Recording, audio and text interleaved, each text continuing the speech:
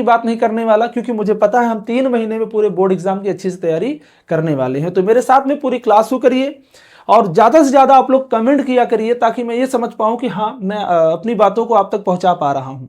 तो चलिए रासायनिक अभिक्रिया में हम लोग देखते हैं, धातुओं की रासायनिक अभिक्रिया में हम लोग सबसे पहले देखते हैं कि दहन करने पे क्या होता है। रासायनिक अभिक्रिया बात करेंगे बच्चों, हेडिंग डाल लीजिए अच्छे से।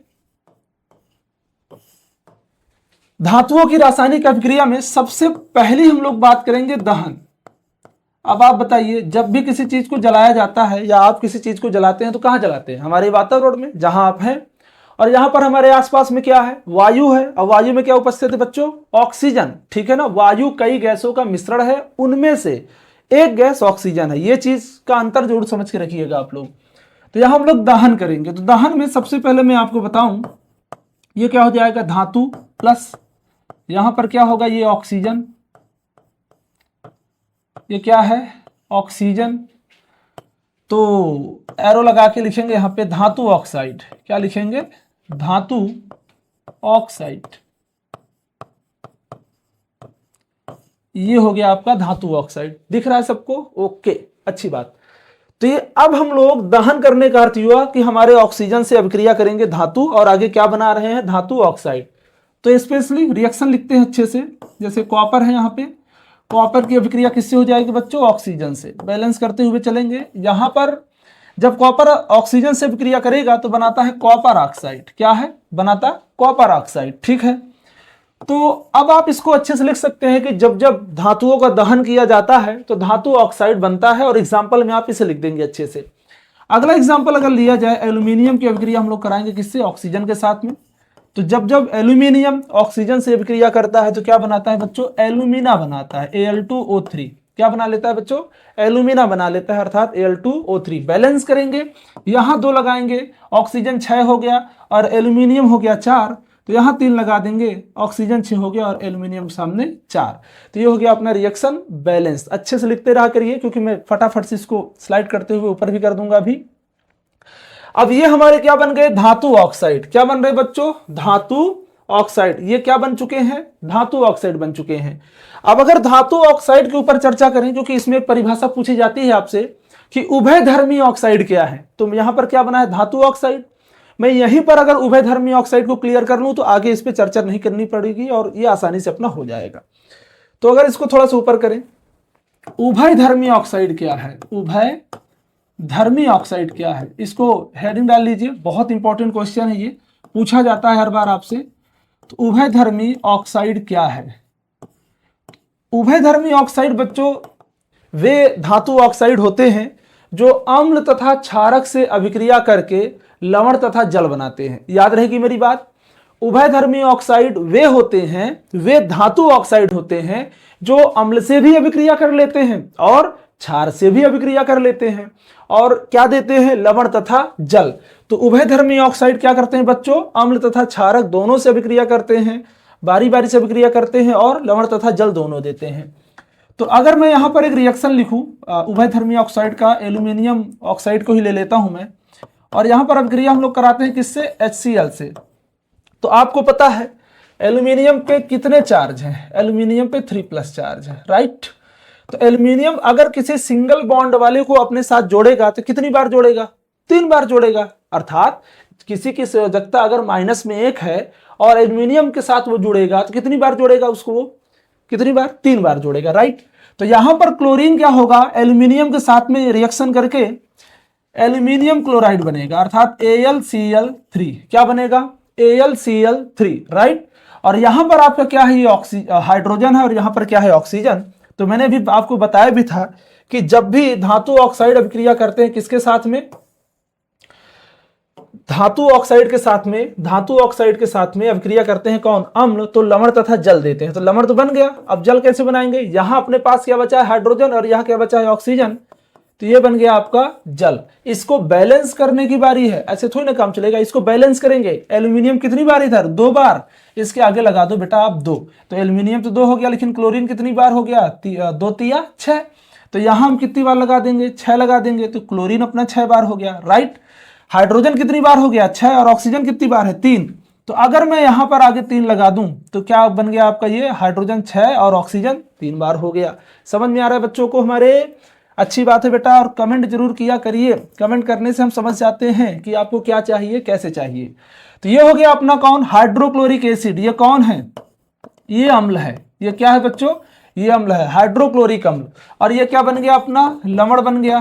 क्या बन गया, लवण। और ये क्या बन गया, जल बन गया। तो लवण तथा जल देते हैं कौन, धातु ऑक्साइड अभिक्रिया करके अम्ल से लवण तथा जल देते हैं। और यहां तक इसकी क्षारक से भी अभिक्रिया कराएंगे तब भी लवण तथा जल देता है। तो इसीलिए हम इसको उभयधर्मी ऑक्साइड बोलेंगे। क्यों बोलेंगे, क्योंकि ये अम्ल से भी अभिक्रिया कर सकता है और क्षारक से भी अभिक्रिया कर सकता है। तो क्षारक से अभिक्रिया हम लोग क्षारक से अभिक्रिया करा दें, इसको लिखेंगे Al2O3 प्लस, क्षारक में यहां ले लेंगे NaOH। तो ये क्या है, सोडियम हाइड्रोक्साइड क्षारक है। हम लोग इसके आगे रिएक्शन कराएंगे तो यहां पर एल्यूमिनियम के साथ में अभिक्रिया कराएंगे सोडियम की, और ऑक्सीजन की अभिक्रिया होगी तो यहां पर बनेगा NaAlO2। क्या बना, NaAlO2। इसको हम बोलते हैं सोडियम एल्यूमिनेट, सोडियम एल्यूमिनेट। याद रहेगा बच्चों, लिख दिया मैंने इसीलिए, बाकी तो मैं ओरल बोल रहा हूं, आप लिखते चलिए। पर सोडियम एल्यूमिनेट यहां पे मैंने लिख दिया। लवण बन गया है तो जल भी बनेगा, लवण तथा जल बन गया आपका। समझ पा रहे बच्चों, लवण तथा जल बनेगा आपका। और ये क्या है आपका, क्षारक है। क्या है, क्षारक। ठीक है, तो ये हो गया। अब इसको बैलेंस करना हो तो आप कैसे करेंगे, एल्यूमिनियम 2 बार, सोडियम 2 बार। अब एल्यूमिनियम 2 बार है ना, इसके आगे 2 लगा दो तो सोडियम 2 बार हो गया। यहां पर आगे 2 लगा दो, सोडियम 2 बार। आपको ऑक्सीजन 3 और 2 5 बार, तो ऑक्सीजन 2 दूना 4 और यहां पे 1 बार 5 बार। हाइड्रोजन के आगे क्या है, 2, हाइड्रोजन है 2। तो इस तरीके से ये क्या हो गया, उभयधर्मी हो गया। क्यों हो गया उभयधर्मी, क्योंकि आपको पता है ये एल्यूमिनियम ऑक्साइड एक बार अम्ल से अभिक्रिया किया और दूसरी बार क्षारक से अभिक्रिया किया, और दोनों से ही अभिक्रिया करके क्या दिया, लवण तथा जल दिया। इसीलिए इसको हम लोग बोलेंगे उभयधर्मी ऑक्साइड। नोट करिए इसको अच्छे से। इसी में बच्चों आप देखेंगे कुछ ऑक्साइड, कुछ धातु ऑक्साइड हमारे पास ऐसे हैं जिनकी अभिक्रिया अगर जल से करा दी जाए, तो वो लोग क्षार देते हैं। जैसे यहां पर सोडियम ऑक्साइड है तो धातु ऑक्साइड है कि नहीं है, इसकी अभिक्रिया हम लोग किससे करा दें बच्चों, जल से करा दे। तो यहां पर लिखेंगे H2O। तो कुछ धातु ऑक्साइड ऐसे भी हैं जिनकी अभिक्रिया जल से करा दिया जाता है तो वो क्या देते हैं, क्षार देते हैं। तो कुछ करना नहीं है, यहां आपका बनेगा NaOH। क्या बन गया आपका, NaOH। ध्यान दीजिए, Na है ना 2 बार, ऑक्सीजन कितनी बार, 2 बार, हाइड्रोजन 2 बार, तो आगे 2 लगा दो। तो क्या बन गया आपका, ये धातु ऑक्साइड है, सोडियम ऑक्साइड। यहां पर क्या किया, जल की अभिक्रिया आपने कराया तो क्या बना दिया, क्षार।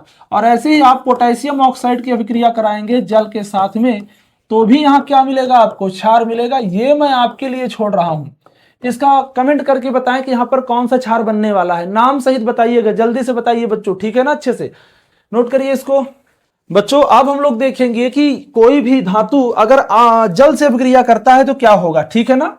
तो अब हमारा दूसरा पॉइंट होगा जल से अभिक्रिया, धातुओं की जल से अभिक्रिया। आपको याद है हम लोग धातुओं की रासायनिक अभिक्रिया पढ़ रहे हैं, तो ये है जल से अभिक्रिया।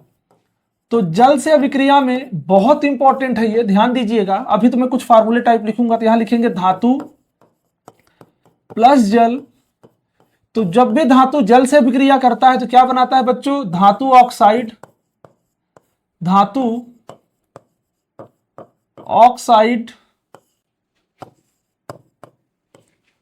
प्लस हाइड्रोजन गैस क्या बनाएगा बच्चों, मैं इसको डायरेक्ट H2 लिख देता हूं, प्लस हाइड्रोजन गैस, राइट। तो जो धातु ऑक्साइड जल में घुलनशील होगा, वो जल में घुल करके आगे छाड़ देंगे। और अगर घुलनशील नहीं होगा तो एक ही स्टेप में अभिक्रिया आपकी रुकी रहेगी। जैसे यहां लिखूंगा धातु ऑक्साइड, अगर ये जल में घुलनशील हुआ तो ऐसा होगा, धातु ऑक्साइड। ये बार बार गलती, जल्दी में हूं, धातु ऑक्साइड, ये धातु ऑक्साइड अगर ये जल में घुलनशील हुआ तो आगे हमें क्या देगा, क्षार देगा। क्या देगा बच्चों, आगे हमें क्षार देगा, राइट। क्लियर कर पा रहे हैं आप। तो अब हम लोग देखते हैं रिएक्शन को, अभिक्रिया को। तो अभिक्रिया नंबर ए आप देखेंगे, हम लोग सबसे पहले लेंगे सोडियम को। तो सोडियम अभिक्रिया करेगा किससे? जल से अभिक्रिया करेगा। तो आपको पता है सोडियम क्या बनाएगा? धातु ऑक्साइड बनाएगा, क्योंकि अभी मैंने लिखा धातु प्लस जल, धातु ऑक्साइड और हाइड्रोजन गैस। और फिर क्या होगा? अगर इसका धातु ऑक्साइड जल में घुलनशील होगा तो ये रिएक्शन और आगे बढ़ जाता है और हमें क्या मिलता है? क्षार मिलता है। तो सोडियम की अभिक्रिया हमने किससे कराया? जल से। तो यह बनाएगा धातु ऑक्साइड Na2O बनाएगा। और साथ ही साथ में आपको क्या मिल जाएगा? ये ऑक्सीजन तो सोडियम से आपने जोड़ दिया, बचा सिर्फ आपके पास हाइड्रोजन, राइट। और ये धातु ऑक्साइड जल में घुलनशील, बोलो बोलो जल्दी, है, जल में घुलनशील है। तो इसको हम आगे उठाएंगे Na2O प्लस, फिर से यहां पर हम क्या लिखेंगे? H2O। एरो लगाएंगे बच्चों, ध्यान दीजिए। अभी भी जस्ट इसके पीछे हम लोग पढ़ के आ रहे हैं कि जब धातु ऑक्साइड में सोडियम ऑक्साइड होकर जल से अभिक्रिया करता है तो क्या देता है आपको? क्या देता है बच्चों? जल्दी से बताओ। क्षार देता है। तो हम लोग यहां पर क्या करेंगे? लिखेंगे NaOH। क्या लिखेंगे? NaOH, ठीक है ना?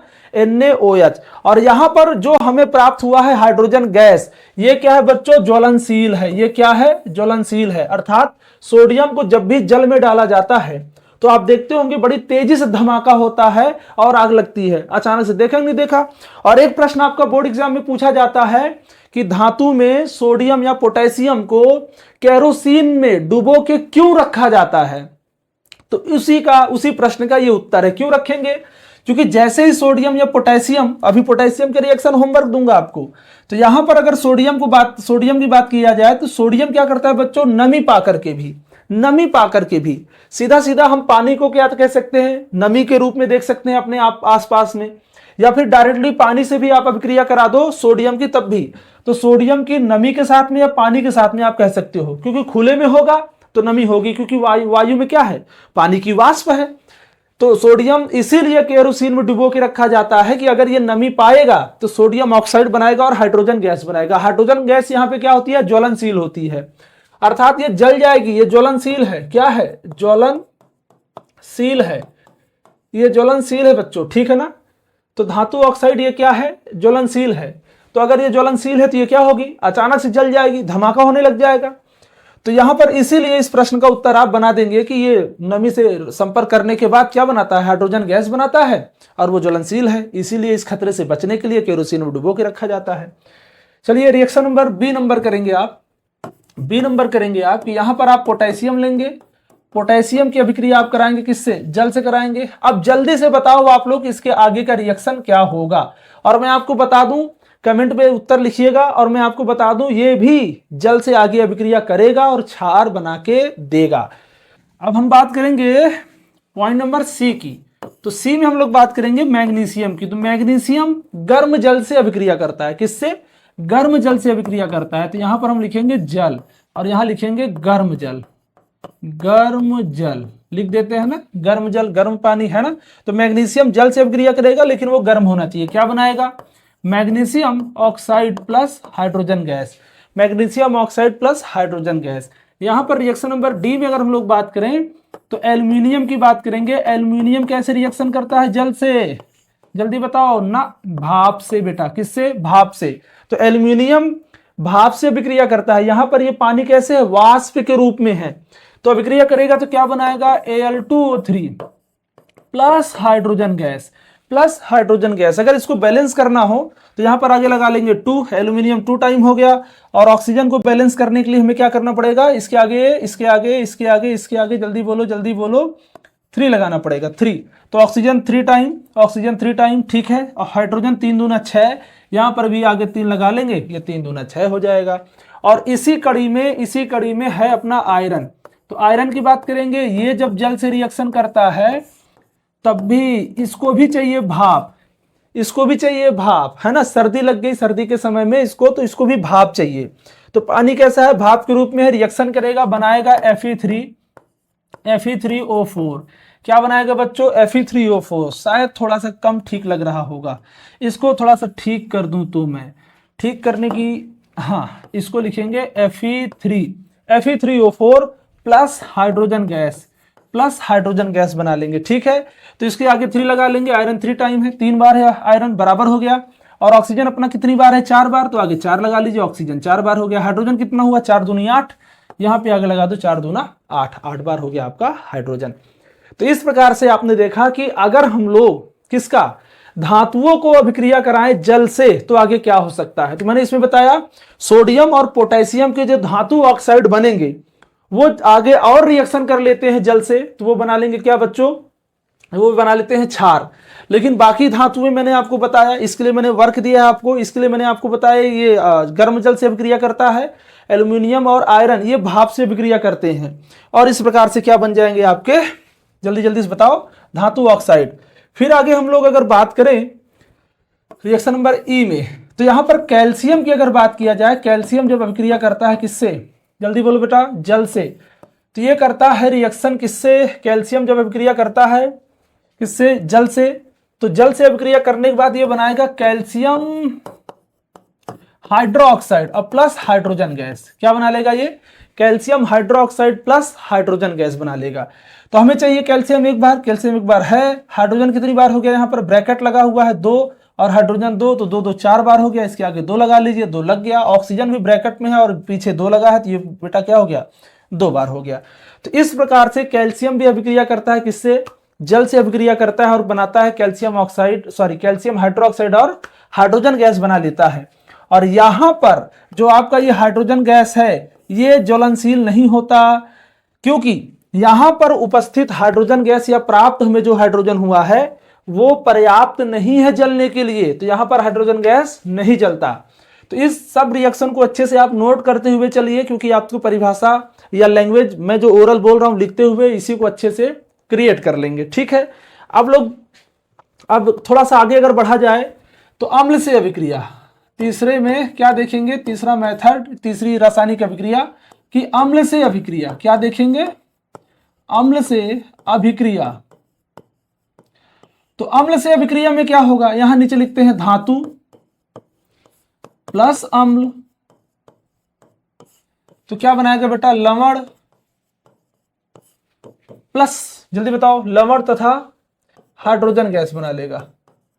तो जब धातु अम्ल से अभिक्रिया करता है तो लवण और हाइड्रोजन गैस बना लेता है। एग्जाम्पल आइए जल्दी से देखते हैं, जैसे सोडियम हाइड्रोक्लोरिक एसिड से अभिक्रिया करा दीजिए, तो सोडियम की आप हाइड्रोक्लोरिक एसिड से अभिक्रिया कराएंगे तो यहां पर NaCl लवण के रूप में, साल्ट के रूप में बाहर हो जाएगा, NaCl प्लस हाइड्रोजन के आगे क्या लगा है 2, तो यहां पर आपका हाइड्रोजन गैस निकल जाएगा, है कि नहीं है।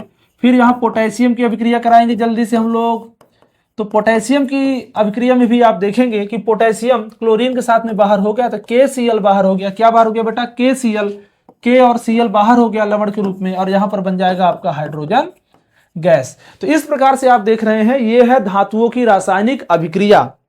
इनको जल्दी से नोट करिए, तो हम लोग थोड़ा सा आगे बढ़ते हैं प्यारे बच्चों। अब हम लोग आगे जल्दी से बात करेंगे सक्रियता श्रेणी के ऊपर। तो सक्रियता श्रेणी में सबसे पहले इसकी परिभाषा की बात कर लेते हैं। सक्रियता श्रेणी क्या है, तो आप बताएंगे सक्रियता श्रेणी धातुओं की एक सूची है। क्या है बेटा, धातुओं की एक सूची है। सबको दिख रहा होगा, मैं स्क्रीन पर देख के बताता हूं, जी बिल्कुल दिख रहा होगा। तो धातुओं की क्या है, एक सूची है। कैसी सूची है, इसमें सबसे अभिक्रियाशील धातु को ऊपर रखा गया है, सबसे निम्न धातु को जो अभिक्रियाशीलता में सबसे कम है वो सबसे नीचे रखी गई है। इसलिए यहां पर लिखा गया धातुओं की एक सूची है जो उनकी अभिक्रियाशीलता के घटते क्रम में व्यवस्थित किया गया है, और हमें यह बताती है कि कौन सी धातु अन्य धातु के लवण से उस धातु को विस्थापित कर सकती है। जो ज्यादा अभिक्रियाशील धातु होगी वो दूसरे धातु के विलयन से उसको क्या कर देगी, बाहर कर देगी। उस धातु को जो कम क्रियाशील होगी वो बाहर हो जाएगी। इससे हमें यह पता चलता है कि आगे कौन सी अभिक्रिया बिना किए हुए, अभिक्रिया को हमने किया नहीं है लेकिन हम पहले भी बता सकते हैं, पहले ही बता सकते हैं कि भैया उसमें कौन सी धातु निकलेगी तो कौन सी धातु जुड़ेगी तो क्या बन सकता है। आगे इसमें हो सकता है मैं कोई क्वेश्चन कराऊं, आपको कमेंट करेंगे तो बताऊंगा, नहीं बताऊंगा। तो इसलिए भविष्यवाणी की जा सकती है इससे, ठीक है ना। जैसे सोडियम क्या है, इस सूची में सोडियम सबसे ऊपर है, इसका मतलब ये सबसे अधिक अभिक्रियाशील है। और सोना, सोने की बड़ी डिमांड है जी, सोना, बच्चों को सोना भी पसंद है, बच्चों को सोना पसंद है और पेरेंट्स को सोना पसंद है। बच्चों को सोना पसंद है, पेरेंट्स को सोना पसंद है। अब बताओ कौन सा सोना, कौन सा वाला सोना है, पेरेंट्स के लिए कौन सा सोना है, बच्चों के लिए कौन सोना है, कमेंट कमेंट कमेंट जल्दी से। तो सोना यहां पर क्या है बच्चों, आभूषण वाला सोना है। तो तो ये सबसे कम अभिक्रियाशील है। क्यों? क्योंकि इस श्रेणी में सबसे ये नीचे रखी गई है। जरा वो श्रेणी दिखा दीजिए सर, कौन सी है। अच्छा, मैं आज आपके लिए एक ट्रिक भी बताऊंगा।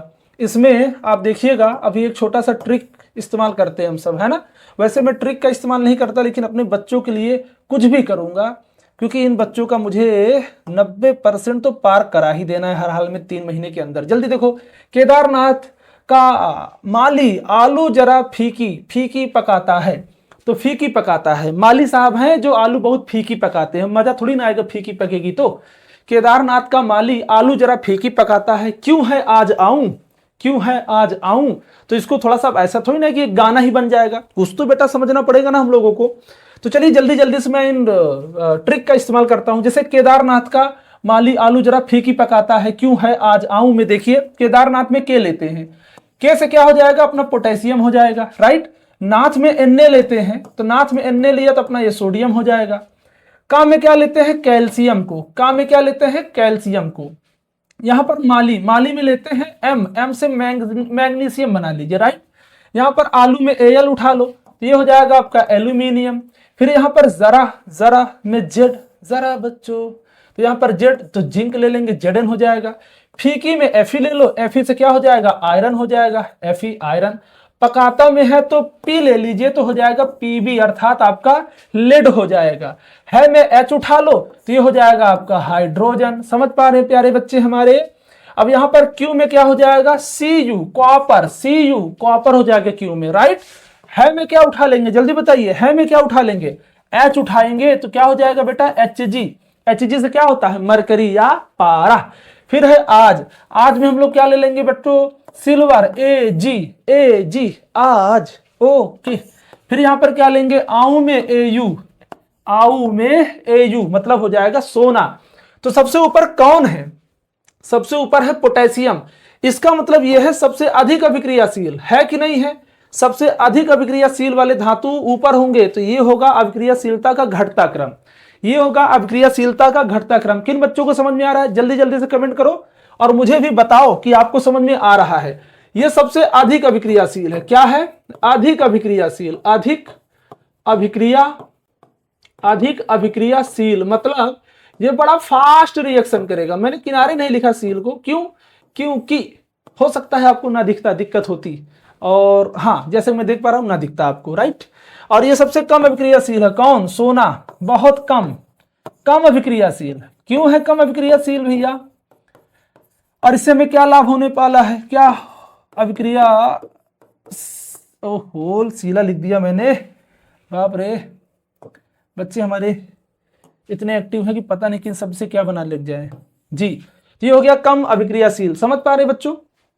तो चलिए ठीक है, अब आप ध्यान दीजिएगा, ये पोटेशियम सबसे अधिक अभिक्रियाशील है, अर्थात ये sodium, calcium, magnesium, aluminium, zinc, iron, इन सब के जो विलयन होंगे, इनके विलयन में से इन धातुओं को सोडियम अकेला जाकर के उनको बाहर निकाल सकता है, राइट।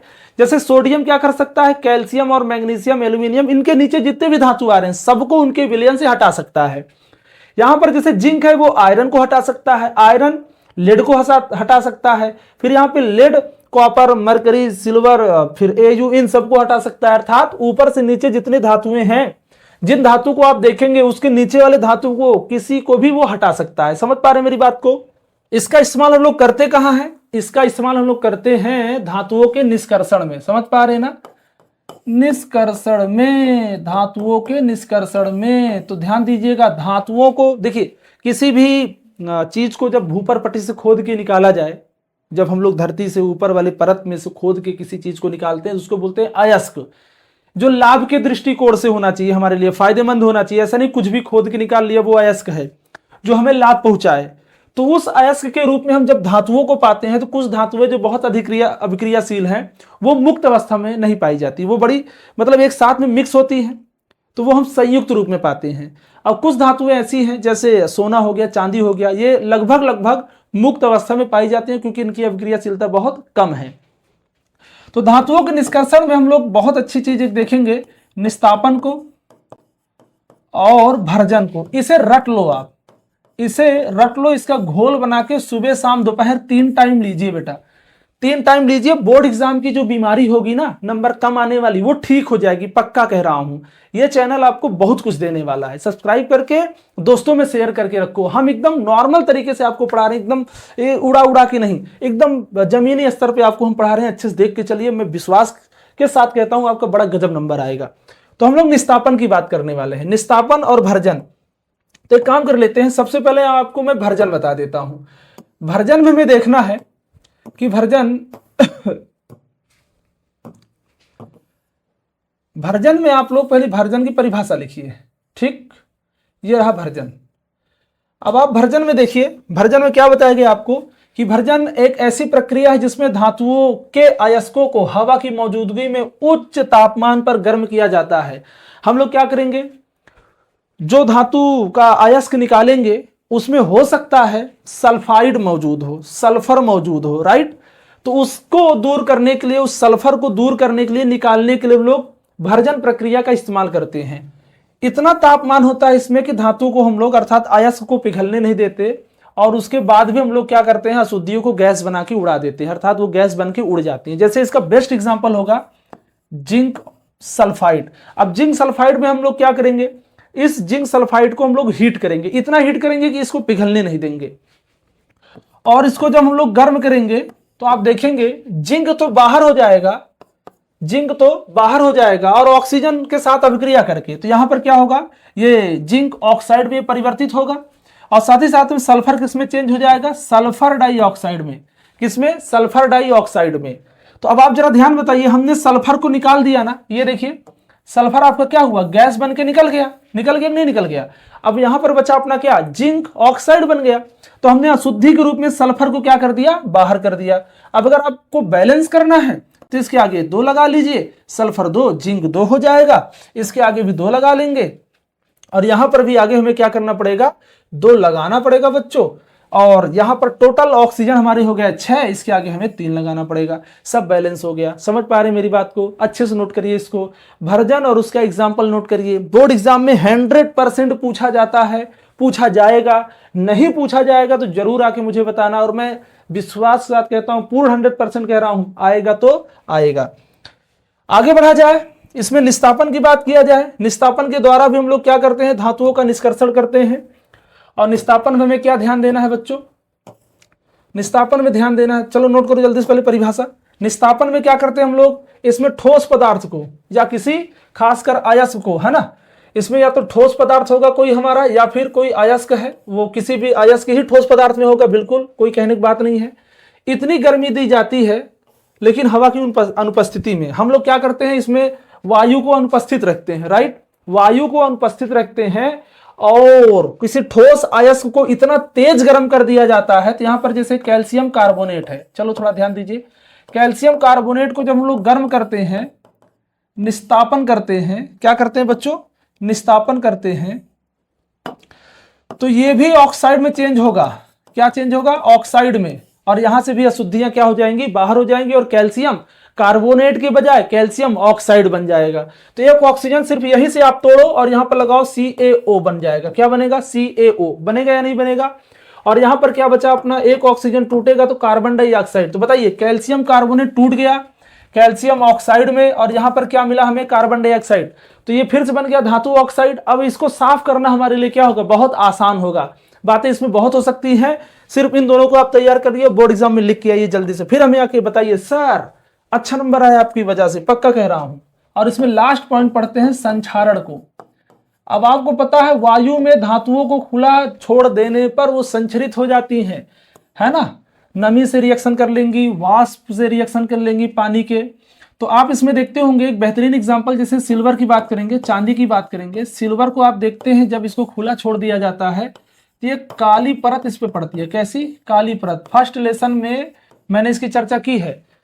क्या चर्चा की है बच्चों, इसकी चर्चा मैंने पहले लेसन में कर लिया था कि कैसे सिल्वर काली परत पड़ जाती है, कॉपर पे, किस पे, कॉपर पे, कैसे हरी परत पड़ जाती है ना, और आयरन पे अर्थात लोहा पे आप देखेंगे तो भूरा कलर का क्या करता है, परत चढ़ जाता है, जिसे जंग लगना कहते हैं, है ना, संक्षारण वही कहलाता है। अब अगर हम लोग इससे सुरक्षा की बात करेंगे तो सुरक्षा में आप चाहो तो पेंट कर दो, क्या कर दीजिए, पेंट कर दीजिए। सुरक्षा की अगर बात किया जाए भाई, इससे सुरक्षा क्या हो सकती है, तो आप पेंट कर दीजिए, राइट। या तो आप कर सकते हैं यसद लेपन, यसद लेपन, क्या कर सकते हैं, यसद लेपन। देखिए ध्यान से, जिंक की पतली परत चढ़ा दो, जिंक की पतली परत चढ़ाना, ठीक है ना। हम लोग धातु के ऊपर क्या कर दें, जिंक की पतली परत को अगर चढ़ा दें तो वो विधि क्या कहलाती है, यसद लेपन। या फिर हम लोग मिश्र धातु बना सकते हैं, क्या बना सकते हैं, मिश्र धातु। अब मिश्र धातु के रूप में आप देखिए पीतल को, पीतल क्या है, मिश्र धातु है। आप खुला छोड़ दीजिए उसको, जंग उसमें नहीं लगने वाला, समझ पा रहे ना। अच्छे किस्म का पीतल होना चाहिए, मिलावट ढंग की होनी चाहिए, राइट। और मिश्र धातु किसे कहते हैं, दो या दो से अधिक धातुओं के एक निश्चित अनुपात में अगर हम लोग मिश्रण बना लें तो उसी को हम लोग कहते हैं मिश्र धातु, राइट। समझ गए आप लोग। तो इन सब चीजों को अच्छे से आप लोग देखिए, तैयार करिए। हम लोग नेक्स्ट लेसन में मिलेंगे अब, तो देखेंगे उसमें कौन कौन से टॉपिक को अच्छे से पढ़ना है। तब तक के लिए